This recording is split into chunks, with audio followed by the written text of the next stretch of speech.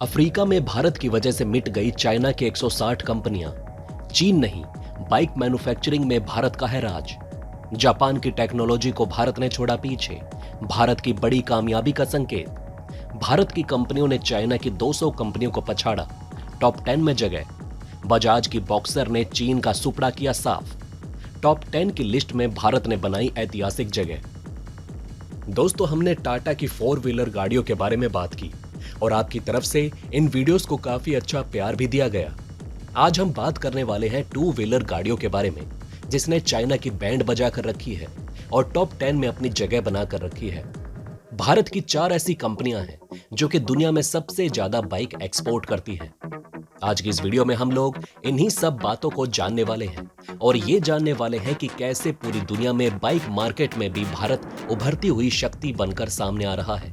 ना जापान ना चीन जैसा देश भारत के सामने टिक पा रहा है।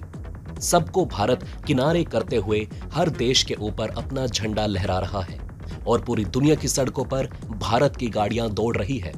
तो चलिए दोस्तों, जानते हैं कौन कौन सी ऐसी कंपनियां हैं जो कि भारत का नाम पूरी दुनिया में रोशन कर रही हैं और क्यों चीन की कंपनियां भारत के बाइक कंपनी को टक्कर नहीं दे पा रही। जानेंगे सभी बातों को डिटेल में, तो चलिए बढ़ते हैं बिना किसी देरी के वीडियो की तरफ। दोस्तों, दुनिया में 4 ऐसे देश हैं जो कि बड़े लेवल पर 2 व्हीलर गाड़ियां एक्सपोर्ट करते हैं और इसमें से भारत और चाइना ही 2 ऐसे देश हैं जिनकी गाड़ियां ज्यादातर देशों में जाती है। लेकिन जब से भारत आया है, अकेले ज्यादातर देशों पर भारत का ही राज है। और इसके अलावा जापान भी यहां पर अपने 2 व्हीलर गाड़ियां मैन्युफैक्चरिंग करके बेचता है। और आपकी जानकारी के लिए आपको बता दें कि चाइना में छोटी बड़ी सब मिलाकर 200 2 व्हीलर कंपनियां हैं और जापान में 4 बड़ी 2 व्हीलर कंपनियां हैं और भारत में 6 बड़ी 2 व्हीलर कंपनियां हैं। अगर हम 2021 के रेवेन्यू ऑफ 2 व्हीलर सेल की रिपोर्ट पर नजर डालेंगे तो हमें दिखाई देगा कि दुनिया की टॉप 10 2 व्हीलर कंपनियों में तो 4 भारत की ही कंपनियां हैं और 3 जापान की है। और इसमें भी हैरानी की बात है कि जापान में जब 200 2 व्हीलर कंपनियां मौजूद हैं, लेकिन टॉप 10 में चाइना की एक भी कंपनी इस लिस्ट में अपनी जगह नहीं बना पाई। और ये चाइना की बहुत बड़ी नाकामी के रूप में भी देखा जाना चाहिए। जिस तरीके से भारत की 6 कंपनियां 2 व्हीलर बनाती है और उसमें से भी 4 कंपनियों के नाम इन टॉप 10 की लिस्ट में मौजूद हैं, इस चीज से आप देख सकते हैं कि भारत किस तरीके से विकास की तरफ बढ़ता हुआ चला जा रहा है और भारत के 2 व्हीलर गाड़ियों को दुनिया के कोने कोने में पसंद किया जा रहा है। आपकी जानकारी के लिए दोस्तों आपको बता दें कि इंडियन ब्रांड जो आज टॉप 10 में अपनी जगह बनाए हुए हैं, इसके पीछे का जो मुख्य कारण है वो ये कि हमारी भारतीय कंपनियां अपनी गाड़ियों को ज्यादातर बाहर देशों में एक्सपोर्ट करती हैं, जिसकी वजह से आज भारत की ये कंपनियां इस लिस्ट में अपनी जगह बना पाई। बजाज का 50% रेवेन्यू अपनी गाड़ियों को बाहर बेचकर ही आता है और बजाज अपनी गाड़ियों को 70 देशों में बेचता है। इसके अलावा टीवीएस 60 देशों में और हीरो 40 देशों में अपनी गाड़ियों को बेचता है।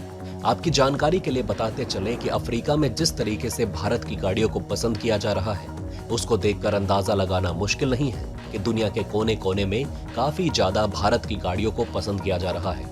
अफ्रीका में चीन 2 व्हीलर के मामले में अपना कब्जा करके बैठा हुआ था और यहाँ पर चीन की 200 कंपनियां मौजूद थी। लेकिन जब से भारत की 2 व्हीलर कंपनियों ने एंट्री मारी और बजाज और टीवीएस जैसी कुछ चुनिंदा गाड़ियों ने अफ्रीका में अपना कब्जा कर लिया और चीन की 160 कंपनियों को बंद करवा दिया। और जिस तरीके की स्थिति बनी हुई है, यहाँ पर 40 बची हुई चीन की कंपनियां भी कब बंद हो जाएं, इसका कोई भरोसा नहीं है। अफ्रीका कॉन्टिनेंट में भारत ने एक अच्छी पकड़ बना ली है और पूरे अफ्रीका कॉन्टिनेंट में बजाज की बॉक्सर ने अपनी अच्छी पकड़ बनाई है और सबसे ज्यादा बिकने वाली बाइक की लिस्ट में शामिल हो चुकी है। और यही वजह है कि यहाँ पर सभी चाइनीज कंपनियां अपनी कंपनी बंद करके वापस चाइना भाग रही हैं। लेकिन एक समय था जब चाइना अफ्रीका के नाइजीरिया जैसे देश में अपना कब्जा जमा कर बैठा हुआ था। लेकिन अर्ली 2000 में यहाँ पर चाइनीज कंपनी अपनी बाइक बेचा करती थी और इसके पीछे जो वजह थी वो ये थी कि यहाँ पर अफ्रीका काफी गरीब देशों की लिस्ट में आता है और चाइना की बाइक काफी सस्ती आती है। ये बाइक चाइना से बॉक्स में आती थी और फिर इनको खरीदने के बाद लोकल मैकेनिक के पास ले जाया जाता था और असेंबल कराया जाता था।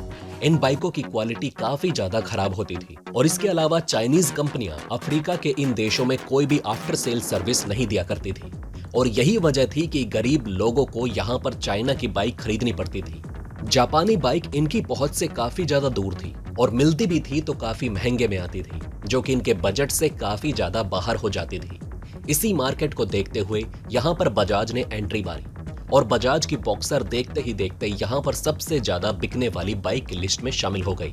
और इसी के चलते हुए पहले इसे भारत से इंपोर्ट किया जाता था, लेकिन बढ़ती मांग को देखते हुए यहाँ पर बजाज की तरफ से इन्हीं देशों में अपना मैन्युफैक्चरिंग प्लांट डाल दिया गया और सर्विस सेंटर खोल दिए गए। अफ्रीका के देशों में मोटा मोटा एक वर्ड है जिसे बाइक टैक्सी के लिए यूज किया जाता है, और ये सर्विस अफ्रीका में काफी ज्यादा प्रचलित है क्योंकि अफ्रीका में पर कैपिटल इनकम काफी कम है। ऐसे में लोगों का बाइक खरीद पाना काफी ज्यादा मुश्किल होता है। ऐसे में बाइक टैक्सी की वजह से उन्हें काफी ज्यादा सुविधा मिल जाती है। और इन गरीब देशों में कहीं कहीं तो सड़कें इतनी ज्यादा खराब है कि यहाँ पर कार चलाई ही नहीं जा सकती। ऐसे में बाइक चलाना वहाँ पर काफी ज्यादा आसान हो जाता है। मोटा मोटा सर्विस लोगों को एक जगह से दूसरी जगह नहीं छोड़ती, बल्कि उनको भारी सामान ले जाते हुए भी देखा जाता है। दोस्तों, मोटा मोटा वाला ज्यादा पैसा नहीं कमाते, इसलिए नई बाइक लेना उनकी पहुंच से काफी बाहर हो जाता है।